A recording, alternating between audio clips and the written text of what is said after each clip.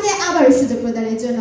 মাননীয় মডারেটর, আমি প্রতিপক্ষ দলের দলনেতার জ্ঞানার্থে বলতে চাই, চকচক করলে যেমন শোনা হয় না, বকবক করলে তেমন বিতর্ক হয় না। মাননীয় মডারেটর, সিপিআই 2023-এর তথ্যসূত্র হিসেবে বিশ্বের বিভিন্ন দেশের জন্য সর্বমোট 13টি জরিপ ব্যবহার করা হয়েছে। সূচকে অন্তর্ভুক্তির জন্য সর্বনিম্ন 3টি আন্তর্জাতিক তুলনাযোগ্য জরিপ থাকতে হয়। বাংলাদেশের ক্ষেত্রে বরাবরের মতো 8টি জরিপ ব্যবহৃত হয়েছে।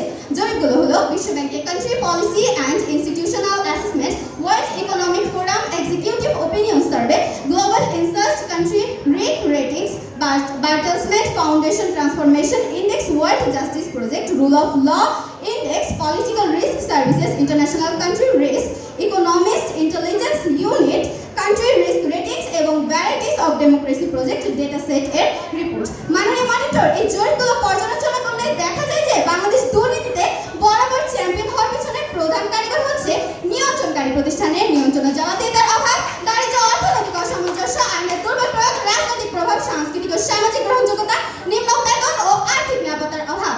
মাননীয় মনিটর, বিশ্ব বিচার প্রকল্পে world justice project rule of law index 2024 অনুযায়ী বাংলাদেশ 142টি দেশের মধ্যে 127তম স্থানে রয়েছে। কন্ট্রেন্টস অন গভর্নমেন্ট পাওয়ার্স 120তম, অ্যাবসেন্স অফ করাপশন 117তম, ওপেক গভর্নমেন্ট 106তম, ফান্ডামেন্টাল রাইটস 137তম, অর্ডার অ্যান্ড সিকিউরিটি 108তম, রেগুলেটরি এনফোর্সমেন্ট 126তম, সিভিল জাস্টিস 133তম এবং ক্রিমিনাল জাস্টিস 123তম। মাননীয় মনিটর, এই রুল অফ ল ইন্ডেক্সই প্রমাণ করে যে নৈতিকতা বিশ্বজনীন দুর্নীতির প্রধান কারণ নয়, বরং নিয়ন্ত্রণ ও জবাবদিহিতার অভাব, আইনের দুর্বল প্রয়োগ, রাজনৈতিক দারিদ্র ও অর্থনৈতিক অসামঞ্জস্য, রাজনৈতিক প্রভাব,